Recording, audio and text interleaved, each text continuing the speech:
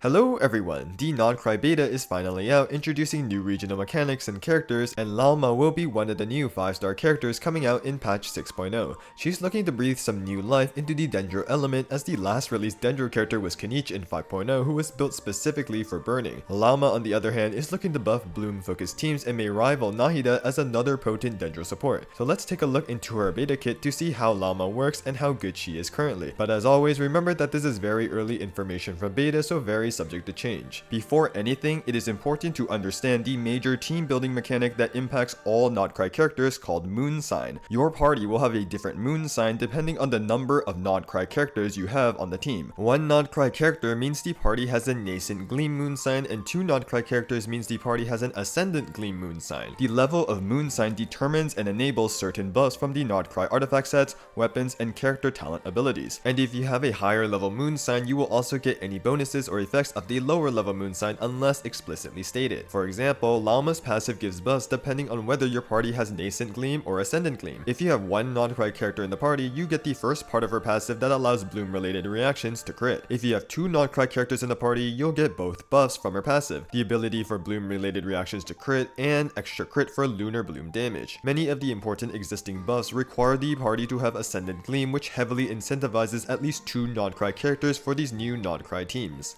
Now, let's discuss Lauma's initial beta kit. She is a 5-star Dendro Catalyst user who ascends with Elemental Mastery. On top of that, Lauma also has an additional base 200 EM, making her have a total of 315 base EM at level 90. With her special passive, Lauma replaces any Bloom reactions triggered into Lunar-Bloom, the second lunar reaction of the game. She also buffs its damage by 14% as long as she has 800 EM, and of course counts as a Nod-Krai character for Moonsign. So how does Lunar-Bloom work? Normally, when you apply Hydro and Dendro on an enemy, you trigger Bloom and spawn a Bloom core, where Dendro is the strong aura of the reaction. The core will explode after 6 seconds, but you can apply Electro on the core to trigger Hyper Bloom, apply Pyro on the core to trigger Bursion, or if you have Nilou to make it a bountiful core, any Dendro cores made will immediately explode. When Lauma is on the team and you apply Hydro and Dendro on an enemy, you trigger Lunar-Bloom. But nothing really changes with the reaction compared to normal Bloom. You still get a Bloom core, the core still interacts with Electro, Pyro, and Nilou the same way, and the damage that the Bloom explosion, Hyper Bloom, or Bursion is the exact same as it is normally. And this fact is what I really want to emphasize.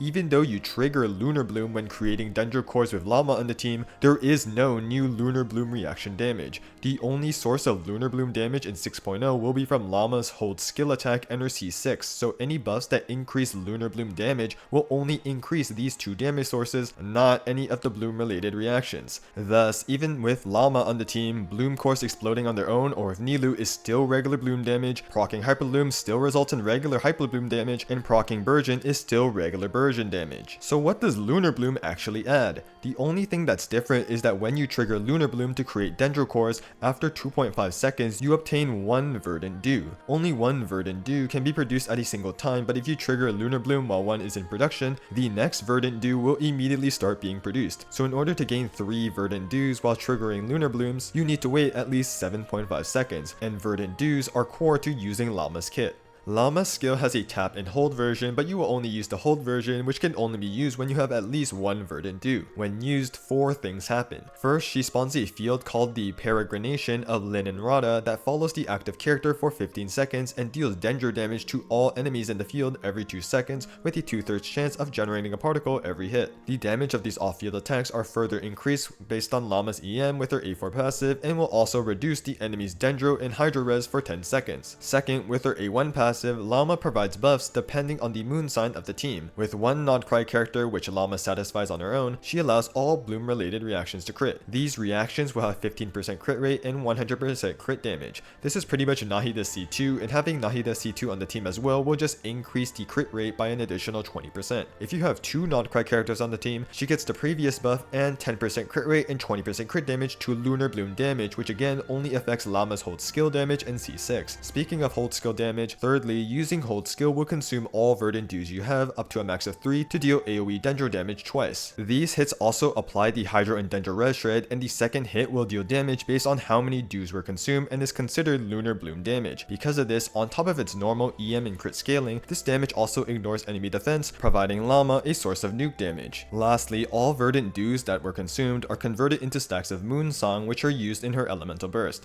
Lauma's burst doesn't deal any damage but grants 18 stacks of Pale Hymn for 15 seconds. In addition, each Moon Song stack she already has or gains from her hold skill while her burst is active will be converted into 6 additional Pale Hymn stacks. Since you want to use her hold skill with 3 Verdant Dews, you'll basically get a total of 36 Pale Hymn stacks with her burst. Each Pale Hymn stack increases the damage of any bloom related reaction, scaling off of Lauma's EM. These act like Shenhe quills, so they are just flat additive bonuses to the reaction damage at the end of the formula. Thus, not some insane buff, but it's nice to have. And because of how the burst works, hold skill into burst or burst into hold skill will do the same thing. Lastly, you may have seen Lauma turn into a deer in her teaser. This is an exploration ability tied to her charge attack, allowing her to perform consecutive jumps in the air. This has a 10-second cooldown but can be reduced with her A4 passive based on her EM. That's everything on Lauma's base kit. In terms of her initial beta constellation, C1 allows Lauma to heal the active character when Lunar-Bloom is triggered after using her skill or burst. It also enhances her deer exploration form. C2 enhances the Pale Hymn quills of her burst, and if there are at least 2 Nod-Krai characters on the team, Lunar-Bloom damage is increased by 40%. C3 increases her skill talent level by 3, C4 gives Lauma extra energy when her off-field Dendro attacks hits enemies, C5 increases her burst talent level by 3, and lastly C6 allows Lauma's off-field Dendro attacks to deal 8 additional damage instances that give additional Pale Hymn stacks, and that is considered Lunar-Bloom damage, greatly increasing her personal damage. In addition, Lauma can normal attack with Pale Hymn stacks to convert one stack into an instance of Lunar-Bloom damage, allowing her to play like an on-field carry. Lastly, C6 elevates the damage of Lunar-Bloom for the party, assuming you have at least 2 Nod-Krai characters on the team. Elevation is actually a new specific keyword, and from what we currently know, it is a direct multiplier increase and not just added damage bonus, which makes it pretty strong. Overall, C6 is obviously a ton of damage if you get it, C2 is a nice buff, and C1 is the most interesting for Bloom team building because it helps with the Bloom self damage, and if you're daring, you could treat C1 Lauma as your sole healer, though it is still likely risky on your HP bars. Now let's discuss Lauma's potential build options. Her signature is her best in slot, but it is currently weaker when compared to other signature weapons. It simply gives EM and buffs bloom related reactions. However, the buffs, specifically to Lunar-Bloom damage, looks intended for a future Lunar-Bloom focused DPS where it will gain more value. But on 6.0 release, Lauma's signature isn't that far ahead of her second best current option, which is actually a free event weapon coming in 6.0. It just gives 405 EM after using a skill, which is kind of a lot. Both the Sumeru and the new Nod-Krai craftable catalysts are also usable free-to-play options. Lastly, Sacrificial Fragments is technically an option with its skill cooldown reset. However, you want to use Lauma's hold skill with 3 Verdant Dews, which is limited to a 7.5 second cooldown. It can still work with asynchronized rotations, but I would generally recommend using the new event weapon instead. For artifacts, she has a couple options. In many cases, she will likely use the new Nod-Krai on-field DPS set to improve her hold E nuke damage. The 2-piece gives 80 EM, and the 4-piece gives crit rate depending on the number of Nod-Krai characters of the team when the party triggers lunar reactions. With 1 Nod-Krai character, the 4-piece gives 15% crit rate. With 2 Nod-Krai characters, the set gives 30% crit rate. With our current info, the artifact sets are the one example of nascent and ascendant gleam bonuses not stacking, but this is subject to change. On top of that, the set gives a team-wide 10% lunar reaction damage increase based on the number of other Nod-Krai artifact set users. So for example, if Lauma is on the new DPS set, and Aino is on the team using the new 4-piece Nod-Krai support set, you'll get a team-wide 20% lunar reaction damage bonus. In addition, Lauma can hold the new Nod-Krai support set if there isn't a better holder of it on the team. 2-piece gives 20% ER, and the 4-piece gives team-wide elemental mastery depending on the number of Nod-Krai characters on the team after dealing elemental damage. With 1 Nod-Krai character, the 4-piece gives the team 60 EM. With 2 Nod-Krai characters, the set gives the team 120 EM. Lastly, if you need a 4-piece Deepwood holder on the team for the Dendro Res Shred, she can be a holder of it as well. For main stats, full EM seems to be the way to go. Energy Recharge Hourglass can be considered if you want to use her burst in solo Dendro, and Crit Circlet can be considered as well just for her hold skill nuke damage. But I think full EM is the more straightforward and effective build. Finally, let's cover Lauma's potential best teams. Figuring out and TCing Lauma's performance has been complicated because the total damage of Dendro reactions in teams can vary in Calcs depending on the theory crafter's assumptions. As a result, you may have seen some Calcs going around with very high numbers for Lauma teams, while some Calcs done by another have very low numbers in comparison. In this video, I will show some early single target Lauma Calcs done by Vomfi, who has spent a lot of time on his stream doing all kinds of Calcs for the 6.0 beta. For his Lauma Calcs, he also had some help from Stock 6, another theory crafter who has has TC experience with Nilou specifically and who has posted their sheet on the Nilou mains Reddit, link in the description below if you want to check that out yourself. Because of this, I am more confident in their numbers in terms of accuracy, but as always, take early calcs with a big grain of salt, they are very subject to change. Lauma focuses on buffing Bloom related reactions, so the most obvious team she would fit in is Lunar-Bloom. Aino is slotted in since she's a Nod-Krai character, and Baiju is used because you need a healer for Lunar-Bloom. With 2 Nod-Krai characters, you get the full benefits of the Nod-Krai artifact sets and gain the extra crit for Lunar-Bloom damage to increase Lauma's hold skill nuke damage. However, because the second Nod-Krai character really only mainly serves to increase Lauma's personal damage, you don't necessarily need to use Aino for 2 Nod-Krai characters. You can just drop her from the team and use a Hydro healer like Kokomi or Barbara instead, allowing you to slot in Nahida as a second Dendro support for a still solid Lunar-Bloom team.